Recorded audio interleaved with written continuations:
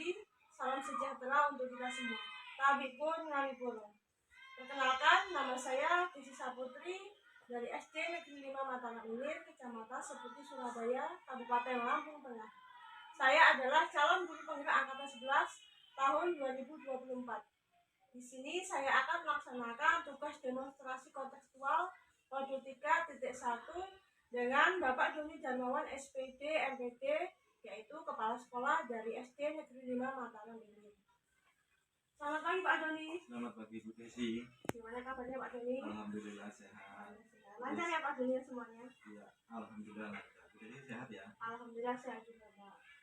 Sebelumnya Pak Doni, saya izin untuk mewawancarai Pak Doni dalam rangka kegiatan modul 3.1 ini. Ya, tentang ya. Saya meminta dan waktu membahas pertanyaan dan bisa Bapak Doni jawab sampai selesai. Terima kasih Pak. Langsung saja Pak, yang pertama yaitu selama ini bagaimana Anda sebagai kepala sekolah dapat mengidentifikasi kasus-kasus yang merupakan dilema etika atau bujukan moral Pak? Kasus-kasus yang berkaitan dengan dilema etika atau bujukan moral ya, jadi selama saya jadi sekolah memang ya Bu Desi, ketika kita ada masalah itu otomatis saya sendiri harus mengidentifikasi, karena sekali permasalahan saya pahami itu ada dua ya, bujukan moral dan dilema etika. Karena yang saya pahami kalau bujukan moral itu benar, kasus salah ya. Jadi menurut pemahaman saya itu adalah situasi yang terjadi di mana seseorang itu dihadapkan pada situasi atau salah dalam sebuah keputusan. Kalau dilema etika itu benar versus benar ya, pada sebuah situasi di mana terjadi orang itu dihadapkan pada situasi yang benar, tapi itu bertentangan dalam mengambil sebuah keputusan. Jadi selama yang saya pahami itu yang kemudian ya kita terapkan, saya mengidentifikasi beberapa permasalahan yang saya kepala sekolah. Kemudian Pak Doni, yang kedua, selama ini bagaimana Anda sebagai kepala sekolah menjalankan pengambilan keputusan di sekolah Anda, terutama untuk kasus di mana ada kepentingan yang sama benar atau sama-sama menilai kepentingan? Iya, ini yang agak sulit sih. Sebagai pemimpin sekolah, kadang-kadang kita ada pada sebuah keadaan atau sebuah kondisi di mana kita bisa mengambil sebuah keputusan secara tepat. Nah, itulah sebabnya makanya saya penting sekali bagi pemimpin untuk mengidentifikasi permasalahan kasus-kasus itu pada bujukan moral, dilema etika, itulah penting mengidentifikasi sebuah kasus. Selanjutnya ada beberapa yang menurut saya perlu dilakukan untuk mengambil keputusan seperti ini. Saya lakukan karena saya ini lulusan penggerak, tentu saja saya menggunakan beberapa keputusan yang saya pahami dengan penggerak. Yang antara adalah melakukan 4 hikmah dilema etika. Setelah itu saya ambil prinsip dari 3 pengambilan keputusan, saya ambil lagi 9 langkah pengujian keputusan supaya nantinya keputusan tersebut membawa pada tidak salah satu. Itu yang langkah atau prosedur seperti apa yang bisa Anda lakukan selama langkah atau prosedur ya, sebenarnya tidak ada langkah-langkah atau prosedur bisa lakukan, tetapi yang jelas saya melakukan pertama kali itu adalah identifikasi permasalahan tersebut. Tujuan adalah supaya saya ini kenal dan memahami situasi serta nilai-nilai apa yang terdapat, kemudian saya melakukan siapa yang terlibat, kemudian saya bisa melakukan bisa ajak debat guru-guru. Dan yang paling penting adalah saya mengumpulkan karena dengan fakta tersebut saya akan membuat ujian salah. Kemudian saya melakukan revisi. Jadi dari kemungkinan saya kalau di grup penggerak itu namanya kalau nggak salah ya. Selanjutnya yang paling penting adalah membuat bisa mewakili semua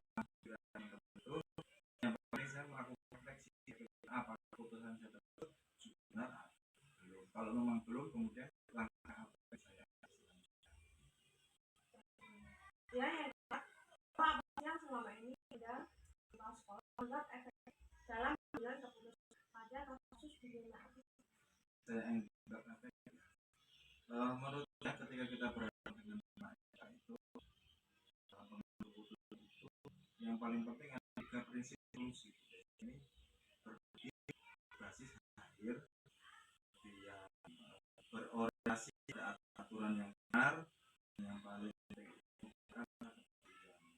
dan kemudian juga perhatikan paling penting jangka dampaknya dalam keputusan itu. Dan juga sekali saya melakukan diskusi dengan beberapa teman-teman guru, kemudian ada komunitas sekolah, holder,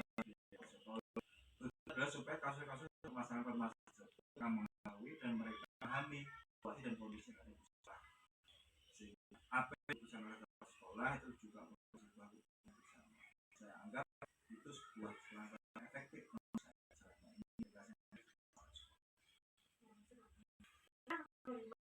apa saja selama ini memakan tangan dalam pengambilan keputusan pada kasus 5M. Sekali tantangan dengan perasaan ya sekolah. Menurut saya, tema etik formal yang agak kritis karena banyak hal yang sama benar dan menurut saya ketika kembali pada nilai kebenaran ada dan nilai kebenaran yang betul selama ini serta aturan yang tak lupa saya selalu perhatikan terhadap bersama juga mempertimbangkan keputusan yang saya penting untuk memuaskan semua karena bagaimanapun yang namanya tidak berhubungan dengan nilai yang ada pada kita benarnya salah tidaknya dari diri masing-masing tapi kalau seperti saya berusaha untuk memberikan yang terbaik sesuai dengan peraturan atau prosedur yang ada di sekolah. Untuk pertanyaan ke-6, Pak, apakah ada sekolah memiliki jadwal tertentu sebuah penyelesaian? Apakah Anda menyelesaikan debat atau memiliki sebuah sekolah yang menyelesaikannya? Itu atau prosedur apa yang dijalankan? Sebenarnya tidak tertentu. Saya lihat dari intensitas seberapa mendesak kasus itu, seberapa besar pengaruhnya terhadap lembaga persatuan pendidikan yang jika memang perlu waktu atau harus melibatkan atau pihak yang baik, ya tentu saja saya membuat kasih waktu, saya beberapa peranaan, beberapa prosedur yang namanya itu dapat batas sesuai dengan nilai kebajikan dan juga memberi apa ya mereka semua itu dapat terlibat. Jadi sebenarnya tidak ada sistem yang kedua tentang sebuah universitas. Yang paling penting kan itu berapa dampak besar di sini. Kalau harus segera laksanakan, ya saya buat setelah sekolah saya dengan kepentingan tertentu yang sudah berganti. Sebenarnya jadi tergantung dari kasus tersebut. Urgen tidak, kalau tidak terkena, tentu saja saya adakah orang atau faktor lain yang membantu sebagai sekolah dalam pengambilan keputusan kasus-kasus pendidikan? Kepala sebenarnya dibilang tidak sulit, tergantung bagaimana dan bagaimana. Tapi kalau ya sebagai sekolah saya mampu sebuah perusahaan berdasarkan nilai orang yang kita. Jadi kalau yang saya pahami itu saya bahkan sebuah guru di sekolah, stakeholder bagaimana mereka adalah di sekolah, mereka ada dukung dan mereka adalah orang terdekat saya membuat proposal. Jadi mereka lah orang-orang yang mampu memberikan energi positif kepada kita, memberi sebuah jalan ketika saya ada di sekolah.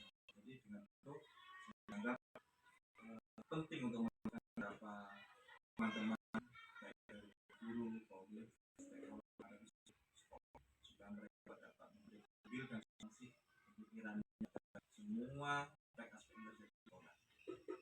Soalnya ini hal yang sudah disampaikan tadi, pembelajaran apa yang Pak Doni petik pada sekolah, kalau Pak Doni selama mengambil keputusan di Ya, selama saya menjadi kepala sekolah dan menjadi bagian dari program penggerak. Salah satu atau salah banyaknya ini adalah penting nilai-nilai pendidikan. Menurut nilai-nilai bagaimana kita membangun dan bagaimana kita meluaskan nilai positif melalui nilai pendidikan, dan bagaimana memilih sebuah prinsip dan pengambilan keputusan, kemudian bagaimana itu memiliki paradigma berpikir serta langkah pengambilan keputusan yang tepat yang nantinya bisa menjadi dasar dalam buat keputusan yang bertanggung jawab di luar biasa sekali jawaban dan tanggapan dari Pak Doni. Saya harap banyak belajar dari Pak Doni karena saya sangat berharap sekali pimpin itu alumni penggerak, dia pernah jadi pengajar, kemudian sekarang selesai dengan ilmu Pak Doni. Akhirnya bisa diberikan kepada kami khususnya kepada saya yang sedang melanjutkan pendidikan sebagai penggerak di 2024 ini. Ya, siapa sih pokoknya saya selalu menganggap terima kasih Pak Doni atas waktu dan kesempatannya. Kita sehat, sampai jumpa di kesempatan yang lain. Itulah kemudian hasil wawancara saya Bapak Ketua SPDD dari SPDD Lima Mandiri dan DS Pak mendapatkan tugas titik 1 demonstrasi konseptual dan pengambilan keputusan sebagai nilai-nilai jika sebagai pemimpin. Akhir kata, ada ukuran yang salah, saya maaf, saya akhiri. Assalamualaikum warahmatullahi wabarakatuh. Salam.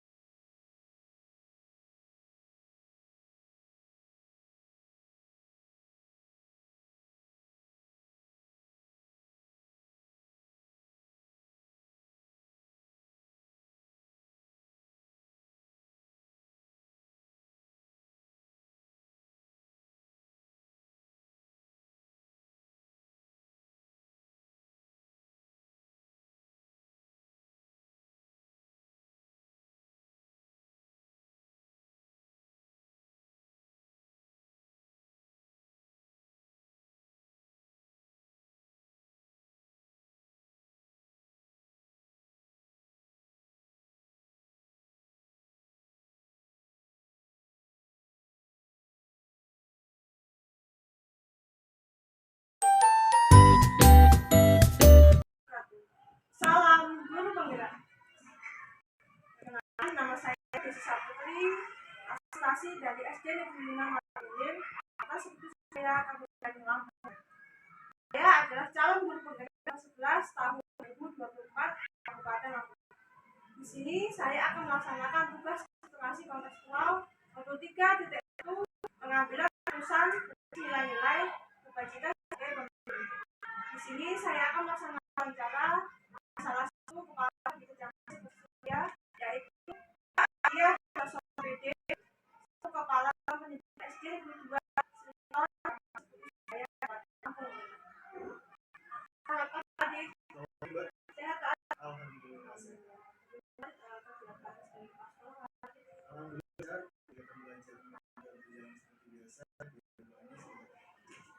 Semangat ya. Tadi hari ini saya izin dan kesempatan untuk melakukan wawancara mengenai algoritma pengambilan keputusan berbasis nilai jika seseorang pemimpin. Apakah bisa? Terima kasih Pak Adit. Ini saya akan memberikan pertanyaan, mungkin nanti Pak bisa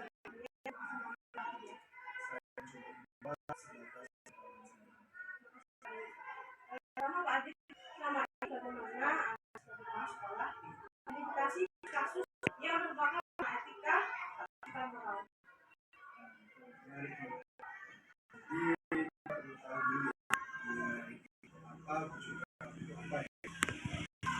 Dilema itu kan adalah keputusan yang berdasarkan logika. Jadi bila semua sama-sama kita harus pilih yang lebih manfaatnya untuk sekolah. Dan untuk rujukan moral itu jelas kelihatan mana yang benar, mana yang salah. Jadi kita lebih mengambil keputusannya untuk Kemudian Pak Adit, pertanyaan selama ini bagaimana Anda sebagai sekolah dalam pengambilan keputusan di sekolah Anda, terutama itu kasus-kasus yang ada keyakinan yang sama-sama benar atau sama mengandung nilai kebenaran. itu dilema etika. Jadi selama saya memimpin di sekolah ini, pada saat saya bagian mana semuanya itu sama-sama benar, saya mempertimbangkan adalah manfaat yang banyak diambil untuk saya.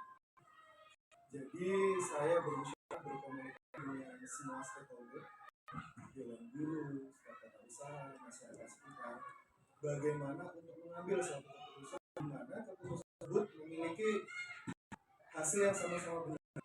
Jadi apabila saya melakukan musyawarah dan harapannya ambil keputusan tidak banyak merugikan, karena kalau kita keputusan itu tidak musyawarah itu nanti banyak yang dirugikan apapun itu benar juga bagi sekolah.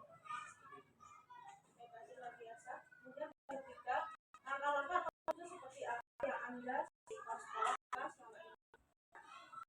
Jadi begini, sebagai pemimpin pembelajaran, pemimpin sekolah ya, itu beda dengan kita sebagai seorang guru. Jadi sebagai pemimpin itu kita harus bijaksana dalam mengambil keputusan. Dengan banyak membaca buku, dengan banyak berkomunikasi dengan orang-orang yang paham, itu menambah pengetahuan pengalaman kita akan bagaimana mengambil suatu keputusan. Karena begini Mbak, keputusan kan tidak bisa merangkul semua masyarakat atau tidak bisa menyenangkan semua halayak. Jadi benar-benar kita perhatikan apa ya, seperti menambah kemampuan diri kita akan menjadi orang pemimpin, baik itu pemimpin ajaran atau pemimpin. Jadi saya berkomunikasi, saya banyak membaca buku, saya banyak mencari baik itu di media sosial, baik itu di media apa saja. Dan orang-orang yang saya ajak untuk komunikasi itu juga bukan orang-orang yang artian bukan orang-orang yang saya ketemu ajak ngobrol. Jadi berarti saya sebagai seorang pemimpin pelajaran, jadi saya harus berani berkomunikasi dengan sesama pemimpin. Walaupun awal kita tidak kenal, tetapi ya kita memperkenalkan diri kita apa ya, bersikap yang namanya kita kan kita harus yang lebih, kita ingin mencari ilmu dan kita harus apa ya, harus rendah hati supaya jauh yang kita ajak ke situ mau cerita tentang pengalaman dia sebagai seorang pemimpin. Nah kalau untuk media yang lain ya seperti sudah dijelaskan, bisa internet segala macam. Juga kita harus banyak membaca buku yang berkaitan dengan profesional, karena kita tidak membaca buku cuma karena di web, di sosial media itu kan hanya kutipan-kutipan, tidak secara utuh. Jadi kita harus membaca agar bisa mengetahui bagaimana langkah-langkah untuk mengambil keputusan tersebut. Baik Pak Adit, kemudian hal-hal apa saja yang ini Anda sekolah anggap efektif dalam mengambil keputusan atas kasus-kasus di luar etika? Pada saat saya melakukan pengambilan keputusan itu hal yang dilakukan yang pertama adalah jawab. Jadi adalah saya mencari waktu untuk berbicara dengan rekan-rekan guru masyarakat sekitar, karena mengambil keputusan tepat supaya orang Sebenarnya kalau menarikkan kan tidak ada yang salah semua, karena yang bisa mengakomodir sih, jadi kita bermusyawarah dan berkomunikasi. Pokoknya komunikasi itu jalan apa ya? Faktor yang efektif bisa kita gunakan untuk untuk kita bagaimana cara mengambil. Kemudian, hal apa saja yang selama ini merupakan tantangan dalam pengambilan keputusan pada kasus-kasus pidana etika? Tantangan dalam keputusan itu keputusannya sama-sama benar. Jadi tantangan adalah bagaimana kita mengambil keputusan yang tepat. Karena sebagai seorang pemimpin harus benar tahu bagaimana mengambil keputusan. Tantangan itu adalah hadapi personal per personal yang memang keinginan tidak terpenuhi. Nah itu tantangan kita bagaimana kita menghadapi mereka, kita memberi paham, oh ini musyawarah mufakat. Jadi apapun yang Bapak atau inginkan mungkin tidak terpenuhi, tetapi ini saja atau Bapak sabar saja. Ini adalah keputusan yang tepat. Jadi seorang pemimpin bagaimana cara meyakinkan mereka bahwa tidak ada masalah kalau mereka tidak bisa. Kemudian yang selanjutnya, Anda setelah sekolah memiliki sebuah tertentu dalam sebuah penyelesaian kasus pidana etika. Maka Anda langsung menyelesaikannya di tempat atau memiliki sebuah jadwal untuk menyelesaikannya. Tentu akan itu seperti apa dilakukan. Ini keputusan seorang pemimpin itu harus bahwasannya kita harus cepat tanggap terhadap suatu masalah. Jadi kalau memang kita perlu mengambil keputusan saat juga, ya harus kita ambil. Tapi tetap kita harus mempertimbangkan dengan orang-orang lain. Jadi tidak kita mengambil keputusan sendiri. Kalaupun jadi mengambil keputusan cepat kita ambil berdasarkan pengalaman dan pengalaman kita akan suatu sendiri. Jadi kita memang banyak baca, banyak bertanya supaya keputusan kita yang cepat tadi tidak salah sasaran. Nah, saya pernah mengambil keputusan itu terjadwal. Jadi pada saat saya ingin melakukan observasi kegiatan untuk penilaian kinerja, kan kebetulan akan sekolah saya sedang melaksanakan outing pendidikan sendiri tahap 2. Jadi saya bermusyawarah. Jadi saya mencari hari yang tepat untuk bermusyawarah. Saya musyawarahkan, saya utarakan keinginan saya untuk observasi. Kira-kira mereka minta apabila saya akan melakukan observasi. Mereka mempersiapkan untuk uji kinerja dan ujian. Jadi kita tergantung situasi. Jadi kalau memang situasi itu bisa terus kita ambil cepat, ya kita cepat. Kalau memang itu kita masih ada jeda waktu yang kita lakukan dari terjadwal, mencari hari yang tepat untuk menunjukkan suatu masalah itu secara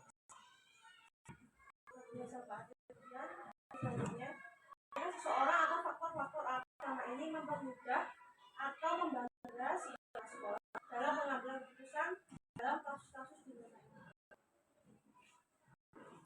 faktor-faktor yang Mbak. Mengambil kebijakan rujukan moral itu kan jelas ya. Pasti ada benar ada salah. Jadi kita udah jelas kenapa. Nah kalau untuk dilema itu adalah pengalaman dan wawasan.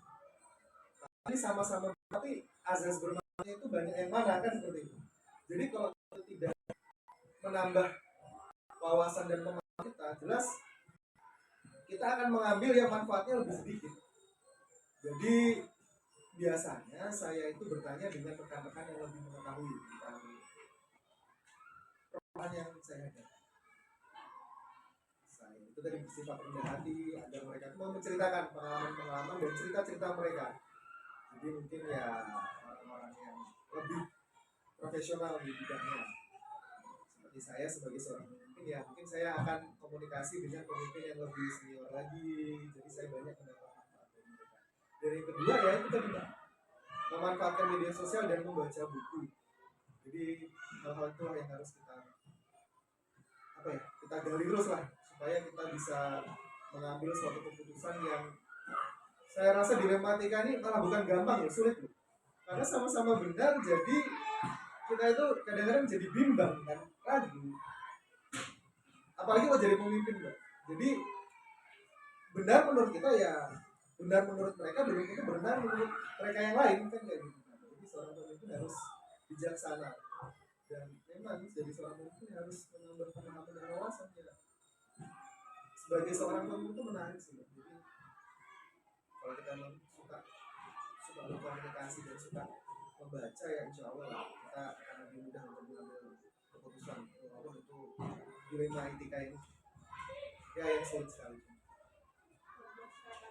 Kita bisa di pertanyaan yang terakhir Pak Adit, yaitu dari semua hal yang telah disampaikan, pembelajaran apa yang dapat Anda petik sebagai kepala sekolah dari pengalaman Anda mengambil keputusan di rumah?